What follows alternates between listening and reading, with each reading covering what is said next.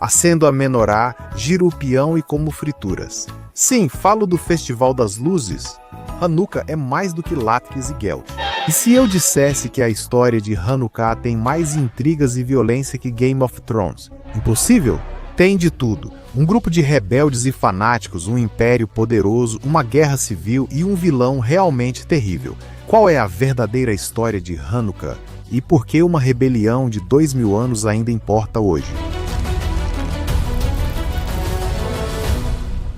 O ano era cerca de 200 antes da Era Comum na terra de Israel, que na época não era muito judaica. A Terra Santa mudou de mãos uma ou duas vezes, ou 36 vezes ao longo dos anos. Naquele momento, ela estava sob domínio do Império Grego-Sírio, também chamado de os Seleucidas, governados por Antíoco III. Os Seleucidas eram bem ligados ao helenismo. Cultura grega, sabe? Estátuas musculosas e realistas, ginásios gregos, templos gregos, filosofia grega, deuses gregos. Era praticamente um romance do Percy Jackson. Que loucura! O helenismo tinha pontos positivos: democracia, Olimpíadas e o compromisso com a força. Ah, sim! Os Seleucidas também incentivavam seus súditos a adotar a cultura grega. Alguns judeus aceitaram, mas outros rejeitaram totalmente o paganismo politeísta. Você realmente não faz isso. Apesar da oposição dos anti-helenistas, a vida sob Antíoco III era relativamente pacífica para um imperialista antigo. O cara era bem tranquilo. Ele apareceu e declarou que todos em Israel agora eram súditos seleucidas. Legal, legal. Mas, ele não matou nem baniu os judeus e não interferiu no direito deles de adorar como quisessem. Enquanto ele estava no comando, judeus e seleucidas basicamente se davam bem. Mas a monarquia costuma ser hereditária, então o rei nem sempre é o mais qualificado. Antíoco III pode ter sido ótimo, mas o filho dele, Antíoco IV, nem tanto. Senhoras e senhores, temos o nosso vilão, um conspirador paranoico, sedento por poder e militarista. Apesar dos defeitos, Antíoco IV era politicamente esperto para aproveitar um vácuo de poder. Sacerdotes judeus do templo sagrado brigavam há anos, criando condições ideais para uma tomada hostil. De um lado estão os piedosos que não se helenizam e seguem a letra da lei judaica. No outro canto, temos os caras que se importam com o poder e estão dispostos a fazer qualquer coisa para consegui-lo. Ambos os grupos recorreram às autoridades seleucidas, mas o segundo grupo, disposto a tudo pelo poder, venceu ao fazer a Antíoco uma oferta irrecusável. Estou falando de suborno. Suborno legal. Mas aqui está o problema de comprar seu poder. Sempre vai ter alguém que oferece mais do que você. E foi exatamente isso que aconteceu. Quando outro oportunista ambicioso fez uma oferta melhor a Antíoco, ele aceitou. O problema era que os judeus odiavam o novo cara. Por que você não vai e morre logo? Ele até deixou Antíoco invadir o templo e levar seus tesouros para pagar suas guerras com o Egito. Com rumores da morte de Antíoco em batalha, os sacerdotes judeus se prepararam para um golpe. Eles iam depor o novo governante e retomar o que era deles, mas os boatos sobre a morte de Antíoco acabaram sendo apenas isso, boatos. E quando viu as disputas de poder entre seus sacerdotes fantoches, ele presumiu erroneamente que estavam tentando depô-lo. Eu sei. Entendi, Antíoco. Nem tudo gira em torno de você. Como você ousa? E ele ficou tão irritado com esse suposto golpe que sitiou Jerusalém, massacrou dezenas de milhares de judeus e vendeu outros como escravos. Mais violência se seguiu, mas Antíoco estava com tudo. Acontece que ele não queria apenas matar judeus, ele queria acabar com o judaísmo. Ele proibiu o Shabat, o estudo da Torá, a circuncisão e as leis kosher. Então, só para mostrar que estava falando sério, ele converteu o templo sagrado em um santuário para Zeus, sacrificando porcos, fazendo festas sexuais e forçando os judeus a celebrar feriados pagãos. Os judeus ficaram horrorizados, mas quem protestava era torturado e executado. Era hora de agir drasticamente. O líder da resistência era um sacerdote chamado Matetial ben Yoshanan. Isso mesmo, um sacerdote, o que significa que ele trabalhava no templo e tinha algumas palavras bem duras para a nova administração. Pare, não desperdice esse dinheiro! Matetial tinha ideias rígidas, certo era o judaísmo, errado era todo o resto. Os seleucidas faziam isso. Quando um oficial seleucida ordenou que ele adorasse um deus pagão, Matetial o matou. E para garantir, matou também um outro judeu que havia obedecido ao oficial seleucida. Caramba, essa parte sobre violência entre judeus eles não contam na escola hebraica. Isso, na verdade, é parte importante da história de Hanukkah. Não foi só uma luta entre judeus e opressores, mas também entre judeus sobre o que é o judaísmo. Uma luta iniciada anos antes, com vários grupos disputando o controle do templo. Agora, a luta havia chegado ao povo e era hora de tomar uma decisão. Eles cederiam às influências estrangeiras e se helenizariam ou resistiriam a mudar sua fé. Você imagina o que Matetiel escolheu? Com seus 5 filhos, ele convocou os judeus à rebelião contra os opressores e à restauração do judaísmo na terra.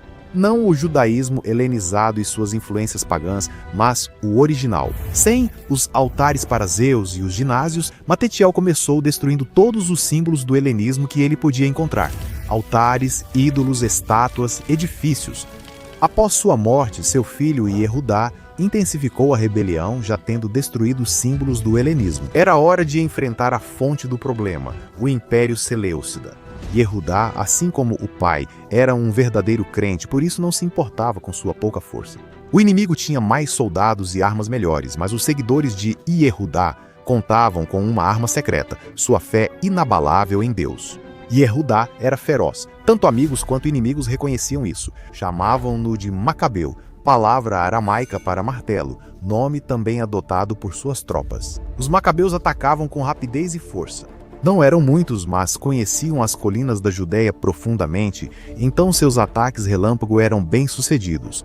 Sim, vou repetir, um pequeno grupo de judeus que poderia ser uma banda de bar mitzvah. Sério, Judá e os macabeus. O incrível Benjamin estava vencendo os generais do segundo exército mais poderoso do mundo, mas esse exército estava em apuros. O Império Seleucida estava em declínio e o exército mais poderoso do mundo queria vê-los destruídos. Veja, os macabeus não eram só guerreiros, mas também mestres na diplomacia e sabiam quem tinha o verdadeiro poder. Roma. Então, eles enviaram representantes para, digamos, chegar a um entendimento com o Império Romano. Os macabeus ainda lutavam a maioria das batalhas, mas contar com a maior superpotência mundial ajudava muito. Eles também tinham uma compreensão muito boa de estratégia militar. Quando Antíoco enviou uma grande força com seus principais generais, os macabeus prepararam uma surpresa. Judá sabia que os seleucidas queriam emboscar os macabeus. Ele retirou seu exército à noite, deixando as luzes acesas para enganar os seleucidas. Só uma pequena força ficou no acampamento armada e pronta para lutar. Enquanto a maior parte do exército se preparava para um contra-ataque, ou melhor, vários contra-ataques, os macabeus se dividiram em forças separadas, usando cada uma para atacar o inimigo de diferentes lados. Os seleucidas foram cercados e derrotados. Logo, os macabeus retomaram o templo, fizeram uma limpeza e construíram um novo altar para sacrifícios kosher.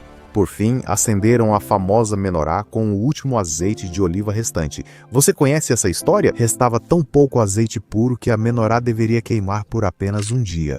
Ela queimou por 8 dias, dando aos macabeus tempo para fazer mais azeite. Por isso, o Hanukkah dura 8 dias. Noites malucas, por isso comemos comidas fritas deliciosas. Parece que eles estão fritando tudo e eu vou querer uma coca diet frita.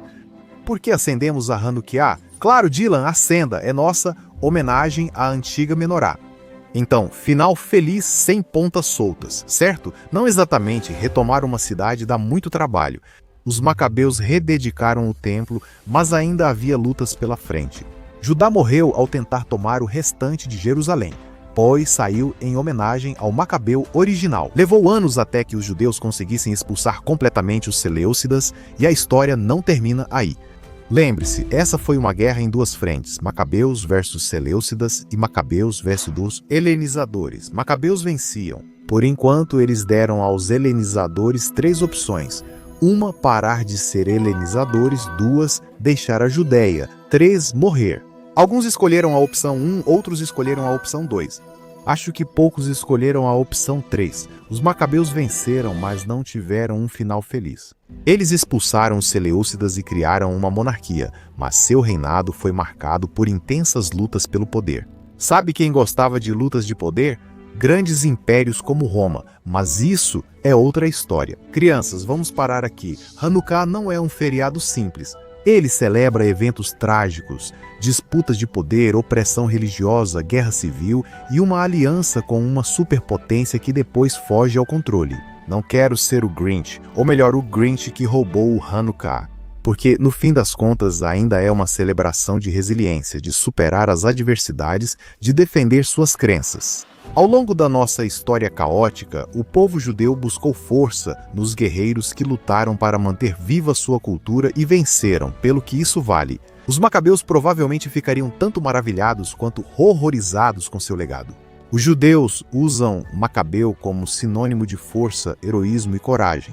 Times esportivos israelenses e as Olimpíadas judaicas são chamados de macabeus ou Jogos Macabeus. E não me escapa a ironia disso.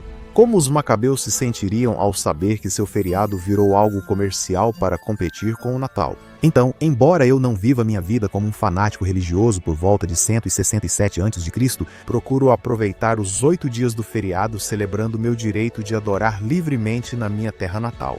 Diante da história judaica, isso é um milagre.